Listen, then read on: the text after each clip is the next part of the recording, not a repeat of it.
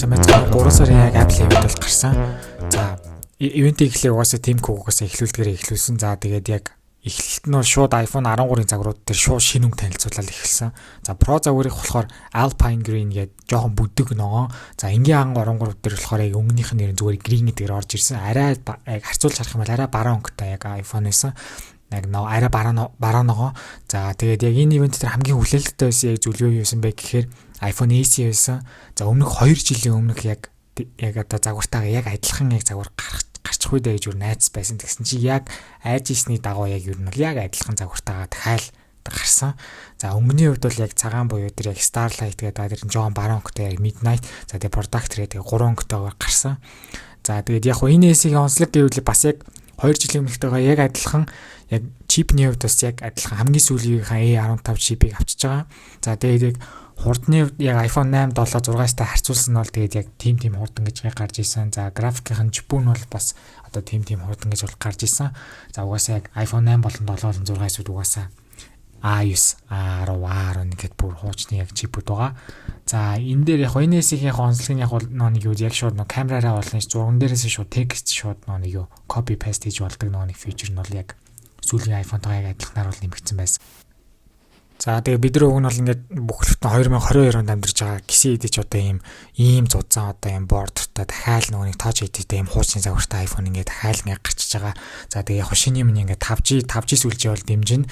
За тэгээд үнийн хувьд бол 2 жилийн өмнө гарч ирсэн iPhone SE-гээс ялгаатай $30 илүү үнэтэй байгаа. За энэ нь бол надад бол ерөөсөө огт бол таалагдаагүй. Яг 399-ээр гарахад юу нь болох вэ? Ийм хуучны дизайн ашиглаж ийж яагаад ингээд илүү үнэ ингээд нэмэгдээд байгаа бол би ерөөсөө ойлгоогүй. За энэ ивент дээр яг дахиад нэг цоошин iPad Air танилцуулагдсан. За энэ iPad Air юугаар онцлогтой байсан бэ гэхээр ерөөсөө л M1 чип нь ороод ирсэн. Яг уу ингээд ер нь бол ингээд Apple-ийн гаргасан одоо энэ тусгай чип нь ер нь бол бусад бүх юм руу одоо ингээд орж эхэлж байна. За ямар ч нэг iPad Air дээр ямар ч гэсэн ороод ирсэн. За тэгээ энэ iPad Air-ийн хувьд ямар ч гэсэн онцлог шин чанар ерөөсөө л чип нь л байсан. За тэгээ үнийн хувьд харин $599 бол эхэлж ийсэн. За энэ ивент дээр iPhone SE-гээс гадна хамгийн хүлээлттэй байсан зүйл юу байсан бэ гэхээр M2 чиптэй MacBook-нууд гарах болов гэсэн яг тамагл байсан. За тийм бол огт болоогүй.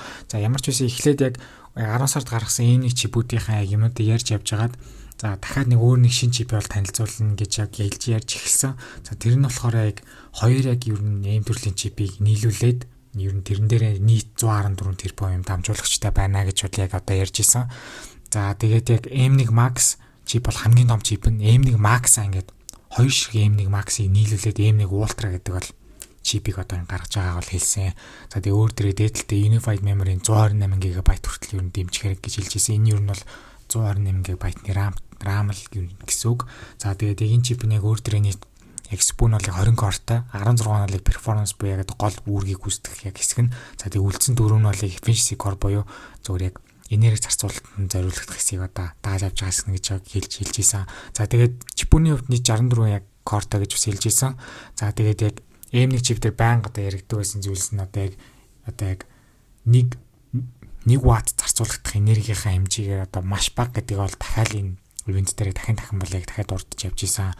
За тэгээд энэ M1 Ultra chip гэдгийг одоо ер нь ямар MacBook дээр ямар Mac дээр яг юун дээр ашиглах гэдэг юм бол гэсэн асуулт байсан.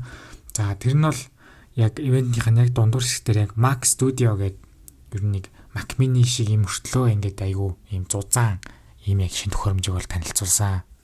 За тэгээд яг энэ загвар нь яагаад ийм амар ийм бүдүүн байгаа юм бол гэж бодож чинь доторх тайлбар нь бол ер нь бол дээдлийнх нь ихэнх хэсгийг ер нь бол яг хөргөөр буйж сенс нь яг одоо яг эргээд яг одоо халс хэсгийг яг агаар сэлгэлтээр ингэж гаргаж байгаа маягаар шийдснээр харуулсан. Ер нь хамгийн яг одоо том бүдүүн болгох шалтгаан нөлөөсөл тэр байсан юм билэ.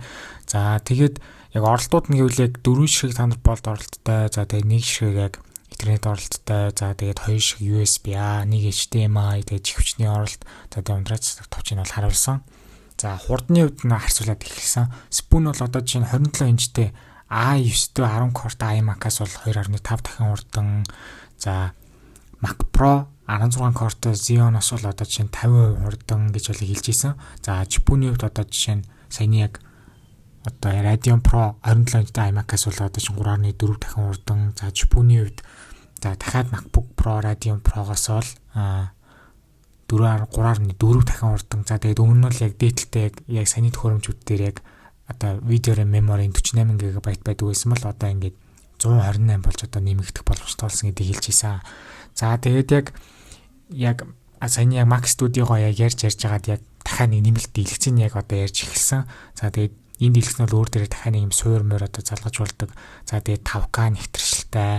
За тэгээд яг урт талынх нь яг энэ дэлгэцтэй дагалдаж ирэх камер нь бол одоо чинь ultra wide-аар авдаг 12 мегапикселийн камер гэж хэлж ийсэн. За тэгээд өөр дээр байгаа спикер нь spatial audio буюу яг эргэн тойрон сонсгож байгаа юм шиг одоо дууралттай гэж бас тайлбарлаж хэлж ийсэн.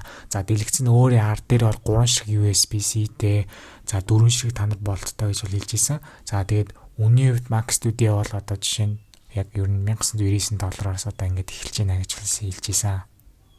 За тэгээ саяны яг студио дисплей үнэ нь болохоор $1599-аас бол эхэлчихсэн. Яг заавал энэ дэлгэцийг яг заавал ашиглана гэсэн юм байхгүй, өөр дэлгэц худалдаж авч яг нэмэлтээр ашиглаж болно. За тэгээд энэ ивентийг аль болох богино хугацаанд бүгднийг шахаж одоо хүргэхийг хичээлээ. За тэгээд бичлэгийг үзсэнд баярлалаа. Баяр таа.